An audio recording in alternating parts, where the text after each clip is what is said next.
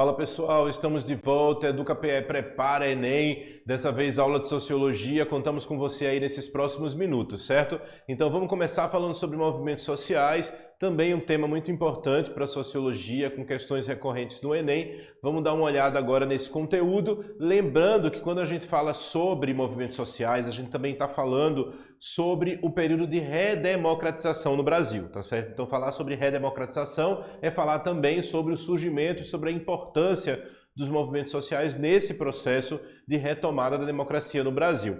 Então vamos dar uma olhada nesse gráfico bem rapidamente. A gente vai ter de 1964 até 79, que foram os anos da ditadura militar no Brasil. A gente vai ter em 1964 o presidente Castelo Branco, que dizia defender a democracia, mas ele adota uma política autoritária, estabelece eleições indiretas para presidente e dissolveu os partidos políticos.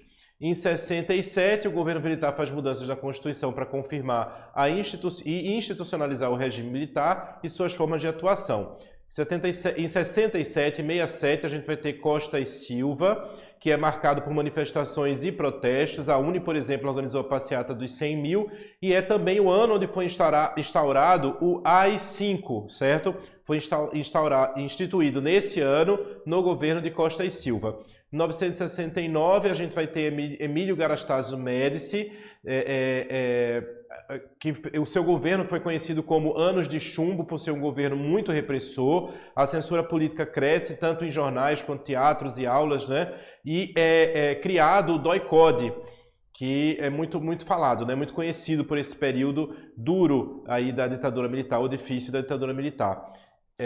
A gente vai ter em 1974 o Ernesto Geisel, certo? E Figueiredo, 1979, onde a gente vai ter aí a lei da anistia. Lembrando que a lei da anistia ela é perdão não somente para presos políticos, mas também para torturadores. Todos foram anistiados, foram perdoados em 79, e seria aí uma abertura, digamos assim, para o Brasil na perspectiva da caminhada para a redemocratização. Então a gente vai ter essa marca nos anos 80 da redemocratização do Brasil e a nova Constituição. Então o processo de redemocratização no Brasil e os movimentos sociais. A gente vai ter do governo Geisel até a abertura, né, até 1979, final dos anos 70, a gente fala sobre o fim do milagre econômico, que foi promovido aí pelo governo militar nos anos 70, e a população ela começa a perceber que a ditadura ela não é aquilo que se apresenta.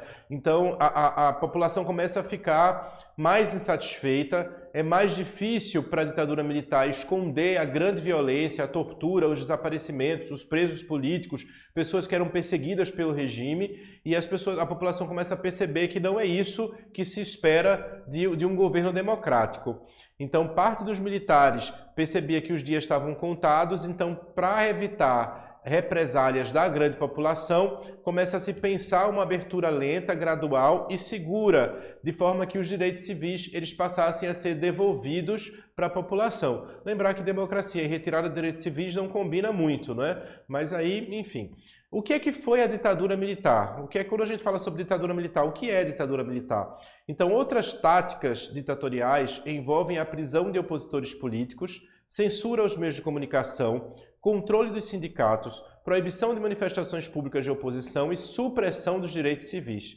Os governos ditatoriais costumam apoiar seu poder no uso das forças armadas, tendo por base o uso da violência, certo? Então, é uma característica dos governos ditatoriais o uso da violência, e é uma característica também dos governos ditatoriais a retirada de direitos civis. Então, as pessoas não têm muitas oportunidades de diálogo, digamos assim. Já no governo Figueiredo, que vai de 78 a 1985, algumas leis favoreceram a abertura política no Brasil. Então a gente vai ter a primeira coisa, que é a revogação do AI-5 em 1978. Então o AI-5, que foi o ato institucional que gera aí maior comoção na ditadura militar, porque é um ato institucional que retira realmente direitos civis. A gente tem a promulgação da lei da anistia em 79, que é a volta dos exilados políticos, como eu falei antes, né? Não é só o perdão para os exilados políticos, para os presos políticos, mas também para os torturadores. Então, militares também foram perdoados com a lei da anistia. E maior tolerância às manifestações populares e comícios. Então, o que era proibido agora passa a ser permitido. Então, um acesso maior ao espaço democrático. Só relembrando o que foi o AI-5, ou o Ato Institucional número 5, foi um decreto emitido pela ditadura militar durante o governo de Arthur da Costa e Silva, em 1968. Ele é entendido como o marco que inaugurou o período mais difícil, mais duro da ditadura e que concluiu uma transição que instaurou de fato um período ditatorial no Brasil, certo? Embora fosse considerada ditadura antes desse período, o AI-5 ele é a prova mais do que concreta, porque vem através de um decreto, de que a ditadura estava sendo instaurada no Brasil. O AI-5 ele deu ao presidente, como características do AI-5, deu ao presidente o direito de promover diversas ações que são arbitrárias, reforça a censura, reforça a tortura como prática da ditadura. A tortura ela é prática da ditadura e, além disso, como efeito imediato desse ato, centenas de pessoas perderam direitos políticos e, quando a gente está falando de centenas de pessoas, estão juízes de instância, deputados, senadores que perderam mandatos, intelectuais e artistas. Eles passaram a ser perseguidos e inúmeras pessoas foram torturadas e mortas. Até hoje a gente fala sobre pessoas que desapareceram, nunca mais foram encontradas durante esse período da ditadura militar. E nos anos 80, começa um movimento chamado Diretas Já. O movimento Diretas Já ele começa aí em maio de 1983 e ele vai até 1984 e ele mobiliza milhões de pessoas em passeatas e comícios para que a população brasileira pudesse ter o direito de escolher os seus representantes através do voto direto, do voto secreto, seguro e direto.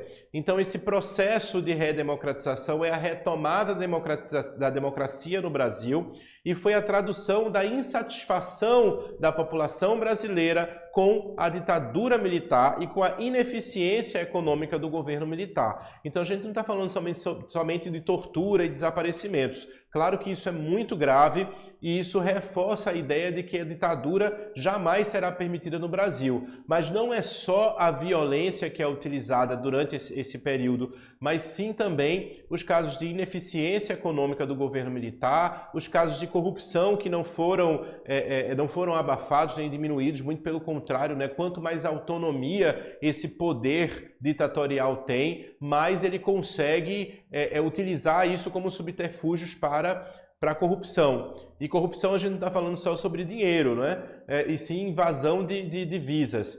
Então, em 1983, para vocês terem ideia, quando a gente fala sobre ineficiência econômica, a inflação no Brasil ela chegava a 211% e a dívida externa ela comprometia boa parte das riquezas do país. A crise do petróleo, por exemplo, afastava os investidores. Então, João Figueiredo ele se afasta do processo de escolha em janeiro de 1984, nos debates sobre a sucessão. A saída ocorreu dias depois de 2 comícios promovidos, sendo um em Olinda e outro em Curitiba. 30 mil pessoas compareceram ao comício de Curitiba no dia 5 de janeiro. Também foram promovidos comícios e passeatas em Camboriú, no Santa Catarina, Salvador. Os atos eles reuniram respectivamente 3 mil e 15 mil pessoas. O apelo popular aumenta com a participação de 200 mil pessoas em comício promovido na Praça da Sé, em São Paulo. Então, uma característica do movimento de redemocratização é das pessoas irem para as ruas pela luta de direitos, para dar visibilidade ao movimento social, para dar visibilidade a uma ação da própria sociedade civil. No mês de fevereiro, foi instalado na Praça da Sé o Placadas Indiretas, que era uma iniciativa para a Marcha para Brasília, uma marcha que era uma caravana para apoiar a votação pelas diretas já na capital federal. O ato de maior concentração de apoiadores ocorreu no Rio de Janeiro, no dia 10 de abril. Em apenas 6 horas, 1 milhão de pessoas ouviram os apoiadores da retomada do voto direto em comício promovido na Candelária, em pontos muito simbólicos da cidade. Então a gente tem aí uma imagem do placar das diretas, na frente da Igreja da Sé. Então a gente tem uma imagem muito simbólica para os dias atuais, porque hoje a gente utiliza sempre internet, e nesse período sequer existia a internet. Então esse movimento que a gente chama de Diretas Já, ele conta não só com a participação dos partidos políticos, mas também com representantes da sociedade civil, intelectuais, artistas, ou seja, é um movimento marcado por um apelo popular para que houvessem eleições diretas, essa que só ocorreu no final dos anos 80, em 1989. Então a gente tem uma demonstração de como era esse movimento, né? As pessoas realmente indo para as ruas, lutando não só pelo fim da violência, pelo aumento dos direitos civis, Então vamos lá. O processo de redemocratização ele vai garantir direitos políticos ao povo brasileiro. Então as pessoas elas passam a ter mais direitos com esse movimento de retomada da democracia no Brasil. E direitos políticos, quando a gente fala sobre direitos políticos, a gente está falando sobre aqueles que nos permitem escolher autoridades, presidentes, legisladores, prefeitos. Então é isso que a gente está falando sobre direitos políticos.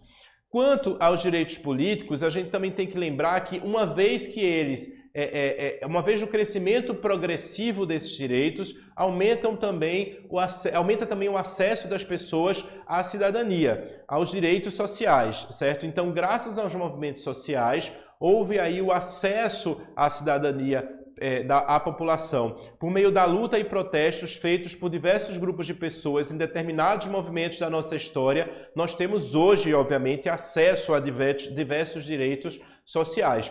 Deixar aqui algumas imagens só para demonstrar o que a gente fala sobre democracia, né? Porque a gente tem essas fotos mais antigas sobre o processo de redemocratização, só que a gente tem que entender que não é só isso a tomada ou a retomada da democracia no Brasil. Então, se hoje nós vamos às ruas, ou se em algum momento nós vamos às ruas para lutar por direitos, nós estamos falando sobre esse processo onde milhares de pessoas desapareceram, morreram ou foram torturadas para que hoje nós pudéssemos ter esse acesso à fala, né? Então a juventude que ousa lutar constrói o poder popular. A gente tem o movimento LGBTQIA+, que hoje está no Senado, nas assembleias, nas câmaras de vereadores, certo? O movimento Sem Terra, Nenhum Camponês Sem Terra. Contra a criminalização dos movimentos sociais, a gente teve um período bem difícil aí da nossa história recente, contemporânea, onde a gente estava falando sobre a democracia no Brasil, sobre a luta por direitos sociais, direitos civis, pelos direitos das minorias. E houve um certo momento onde a gente teve que falar sobre a criminalização dos movimentos sociais. Então houve uma luta contra a criminalização dos movimentos sociais, a Marcha das Vadias, que é muito conhecida e muito falada aqui no Brasil, o Grito dos Excluídos e Excluídas, que ocorre sempre no mês de setembro, no dia da independência, no 7 de setembro, contra o fim da aposentadoria. A gente passou por uma reforma da Previdência e isso ficou muito marcado.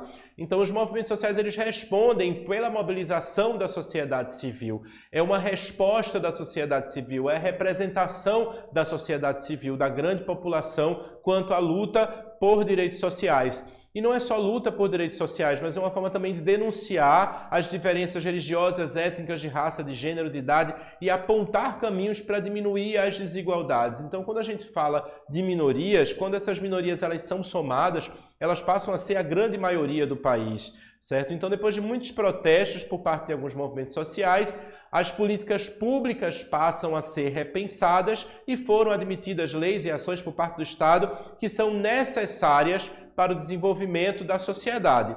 Um bom exemplo para isso são as ações afirmativas, quando o Estado ele reconhece que existem diferenças, eles apontam essas diferenças em alguns setores e grupos sociais na própria sociedade e começa a repensar políticas públicas a ponto de propor intervenções do Estado para mudar essa situação, para tentar inverter essa situação. Uma dessas características, certo, são as cotas de ingresso na universidade. É quando o Estado assume realmente a responsabilidade de algumas diferenças e desigualdades e entende que a cota é uma alternativa para diminuir essas desigualdades e promover o acesso a direitos. E aí a gente não está falando somente de cotas na universidade, a gente está falando sobre reforma agrária, sobre direitos de equidade de gênero, direitos de proteção às mulheres, ao público LGBTQIA+, e entre outros, certo?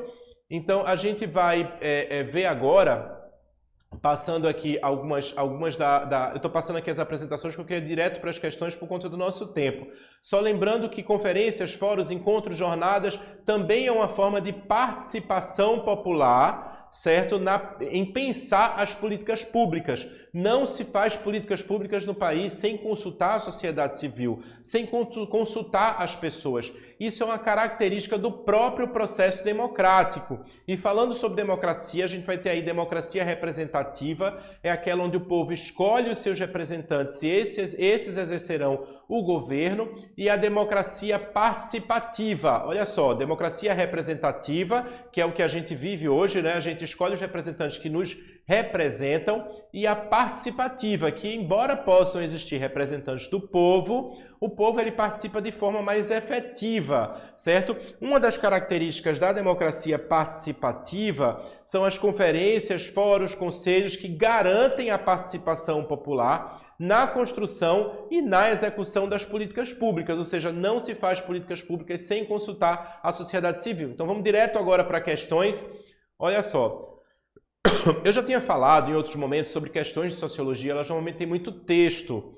Então é ter paciência para ler os textos, para compreender qual é o enunciado da questão, e a gente chega muito rapidamente à resposta. Então, basicamente, com um pouco conhecimento de sociologia que a gente tem, mais a interpretação de texto, a gente consegue facilmente responder a questão. Então, olha só, os movimentos sociais são produtores de novos valores e objetivos em torno dos quais as instituições da sociedade se transformaram a fim de representar esses valores, criando novas normas para organizar a vida social.